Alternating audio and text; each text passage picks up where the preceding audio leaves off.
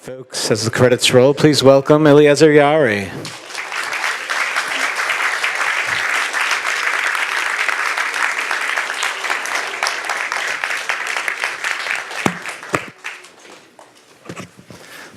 Thank you so much.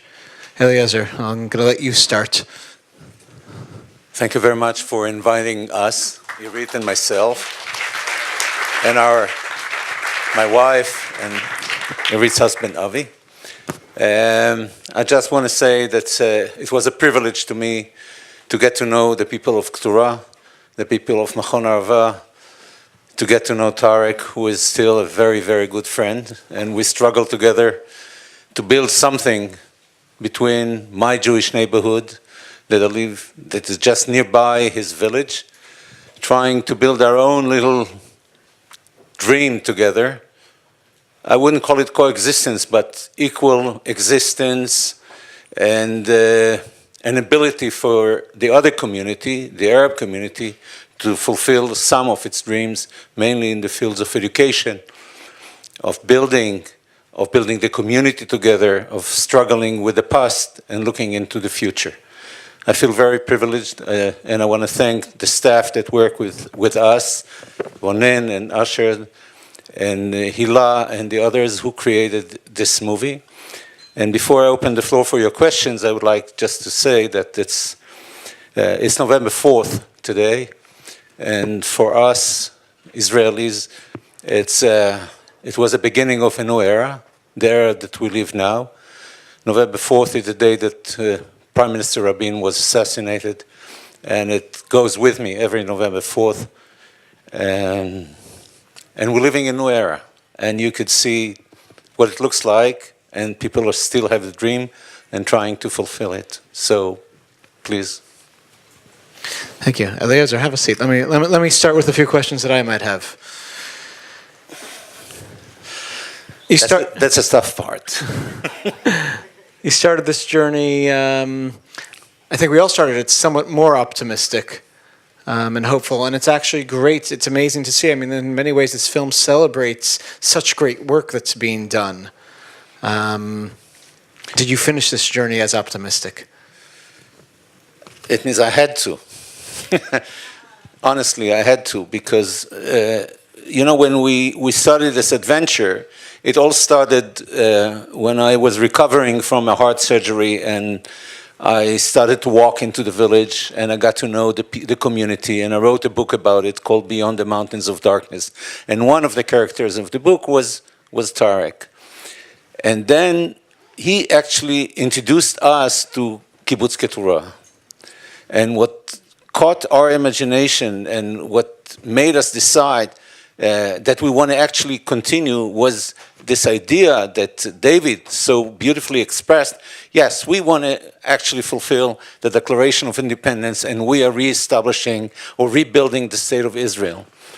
And we felt that it's our it's our mission to tell to tell the Israeli people that there are people out there in the desert that have trying to keep the old dream alive by actually demolishing the walls and the fences and create a new community. And they're doing it in a very open-eyed way. It's like they're not dreamers any longer. It means they are people down to earth.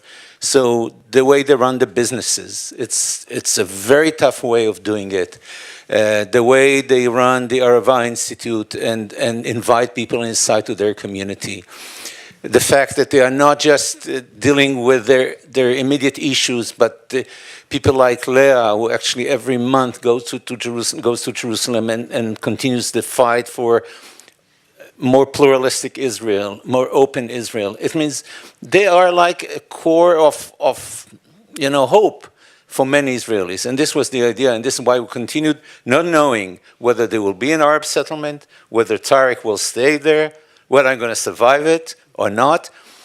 And actually, we all fail in a way, but as Tarek says in the end, it said, there are times that you have to pull back, it means to go back to the community. And the fact is that he had to go back to the community, but he continues to work there. So it was a big sign of hope for me. When did you finish shooting the film, and are there any updates on the characters that you followed since then? We finished shooting, how was it? Like 7, 8 months ago, in the winter, last winter, at the end of the winter. New things that happened. First of all, Tarek went for the first time to Mecca. And this, for him, it was something huge. He took a break. He didn't tell the people in the Arava. He took a break. He took his vacation. And he went together with his cousin, Fuad, and they went to Mecca this year. And for him, it was like, he like cleaned up. He said, I had to do it. And for someone like him at this age, to make going to Mecca his prime target at the time meant a lot for him. Other characters, it means people continue. I visit, Keturah occasionally. They are totally occupied by what's going to happen, what's going to be the future.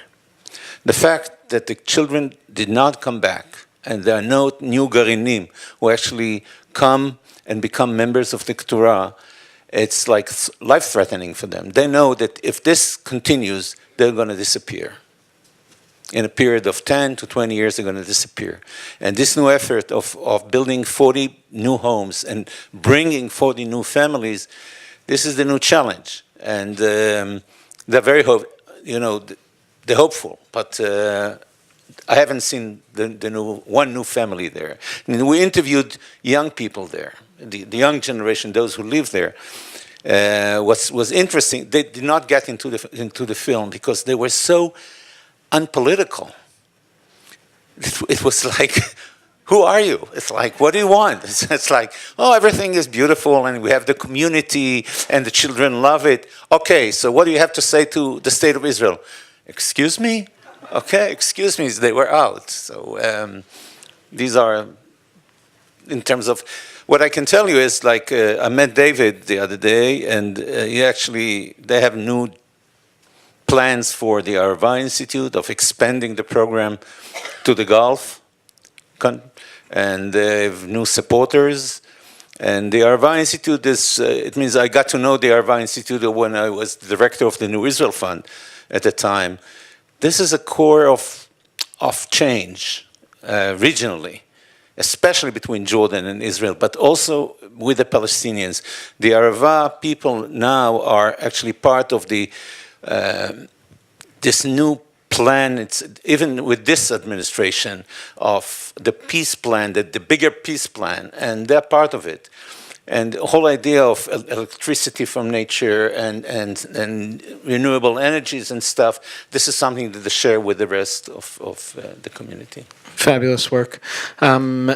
I think there's, before we open it to questions from the audience, I was just going to say that I think there's a lot of things that make this film very relatable to the American audience. I mean, I think there's, from Keturah to just, I think the core of this dream, and a lot of Americans connect to those basic concepts of the Declaration of Independence of Israel, and to that old Israel, and to maybe even the concepts of what a kibbutz stands for, and possibly in recent years have been feeling more of a disconnect, as people in Israel are too, from these concepts. And I think this film should be shown more here in America, which brings me to kind of a two-part question of one, what have been the reactions in Israel to the film? Has it shown yet?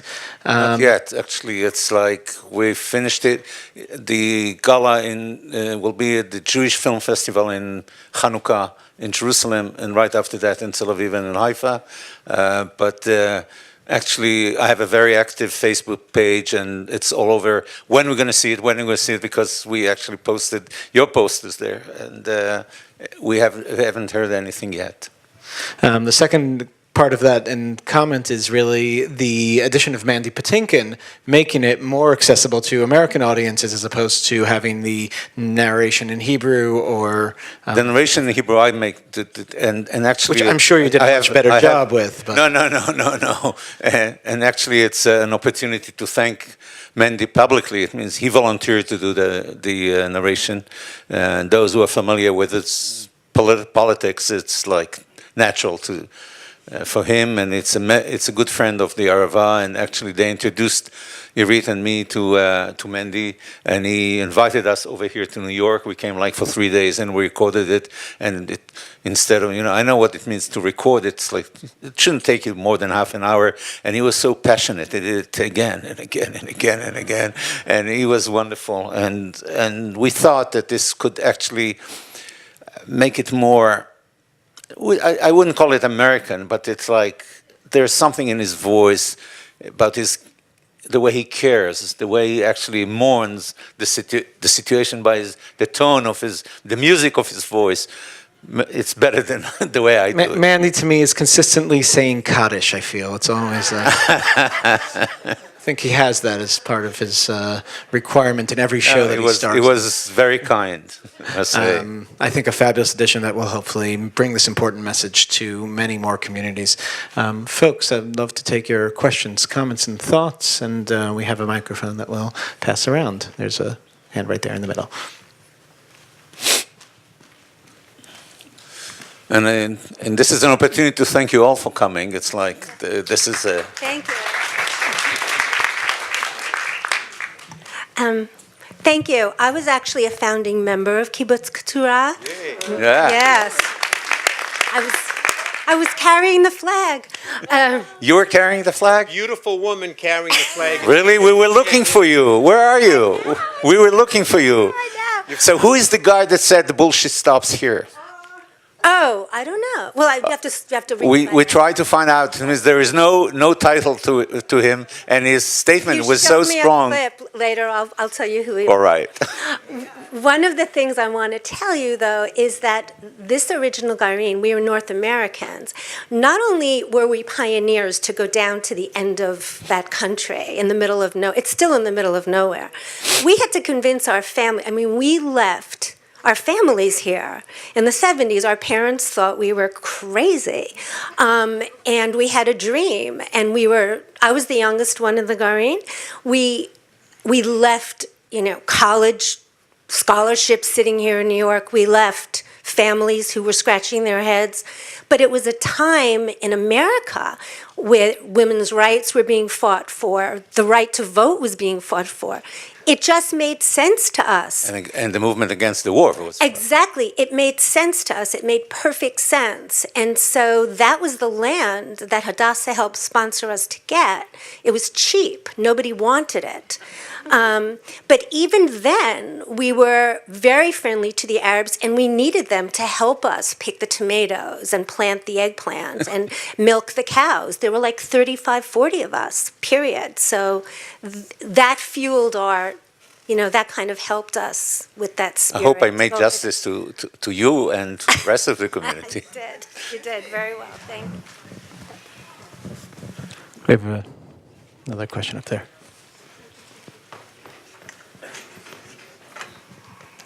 Toda Rabah. Both myself, Alison Pepper, and Mimi Weinberger are founding members of Kibbutz Keturah. Quite a reunion. We had to show up. Chevra from the Meshek had let us know that this was going to be here, and so, of course, we're extraordinarily proud to see the reflection and the creation of the Arava Institute for Environmental Studies and the beautiful Meshek that has existed now since 1973. And we were chalutzim and went to live and create, and it's one of the things I'm most proud of in my life.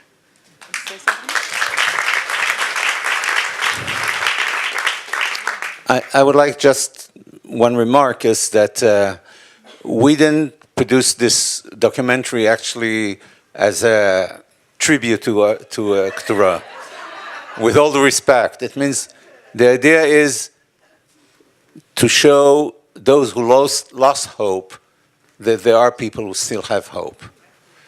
And even when they fail, when Leah continues to go from one rally to the other, from one Rosh Chodesh to the other, and believe me, when she was there at the wall in the Rosh Chodesh Adar, they were spitting at her and kicking her and cursing her.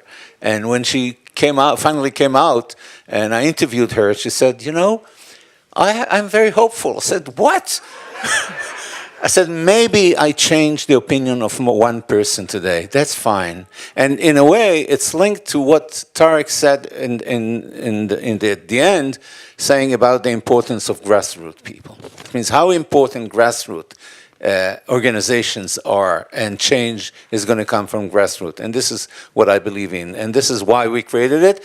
Keturah had a ride with us for this matter. Hi. Great film. Thank you. I had a question concerning trying to take advantage of trends that are happening in Israel. So, for example, I think the Pentagon of Israel is moving down south into the Arava, and they're near Ben Gurion University. And also, I was wondering if Israel Startup Nation, you showed some of the stuff going on vis-a-vis the solar panels and the algae and stuff. If, that also would be a path of future growth or whatever, and if so, what the kibbutz is trying to do to take advantage of it. I think that the special contribution of Keturah is not being part of the startup nation. The contribution is mainly values.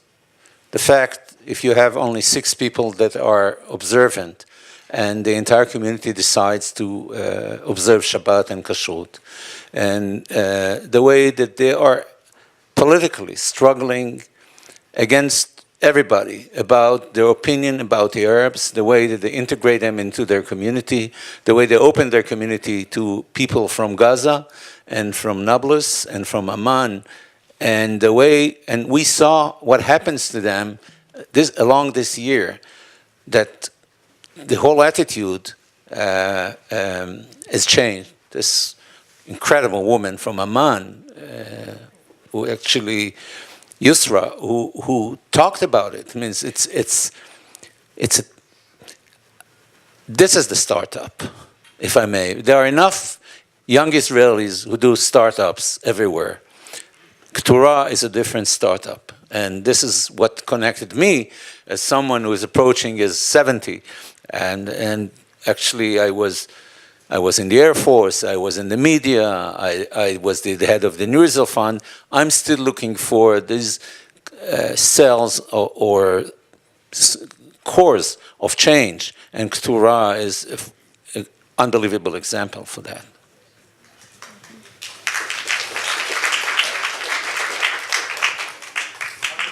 No, we need you to be on the mic for everybody else. So just to take that one step further, in light of your experience, I'm interested to know what the reaction of Israelis. I know the film hasn't debuted yet, but no doubt as somebody such as yourself with your colleagues or associates, what has the reaction been to your circle knowing that you've made this movie? To be honest with you, we feel very isolated. This is not mainstream way of doing things. On a regular basis, what I'm doing in Jerusalem is in every second Shabbat, I'm having groups that come to my neighborhood, and together we cross the line and we visit the Arab communities. And for many Israelis, this is the first opportunity for them after 50 years to get to see what happens on the other side. So this is a very small change, and we are isolated. We are a minority. But I think this is a vehicle to actually to get the voice out. And we start feeling this on the internet, both mine and Irit's, and others who actually start to write about it. People are cynical about the name. What is so optimistic about it? But and it's a fair question. But when you see Tarek and you see Leah and you see Ed, this is what optimism means. And I'll be smarter, I think, in a couple of months to tell you, and we're going to announce it. It's, if I may, before you take the next question, it's we have here, for example, we applied for money for this movie. because we started on our own dime, Irit and myself, and we started, and then we approached friends, and 3 of them are here on the audience. It's Brenda and John Lopatin, and Kayla Niles, and Ariel Grach, who very gracefully actually supported us, together with a few other Israelis, and together with us, and this is how we created it, because none of the official foundations actually supported this film. I want to, first of all, thank you so much. I have to say, in the other Israel Film Festival, we look for moments of hope, and this is an uphill battle for sure. And especially now with the nation-state law and further separation and a universal trend that's taken. It's all in there. It's all there, and it actually gives you the resources of, hey, this is what can be done differently. There are people who are fighting for good. So we are really so excited to have this film, and thank you very much so much for us. making it. I also want to.